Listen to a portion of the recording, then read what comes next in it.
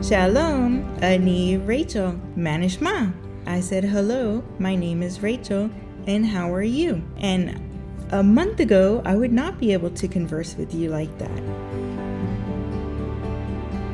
Before I started learning Hebrew at the Rosen School of Hebrew, I was completely lost. I was taking classes here, there, everywhere, and nothing stuck in my head. So after my first class, it was ridiculous. It was crazy. I couldn't even believe it myself. I was recognizing the letters of the alphabet.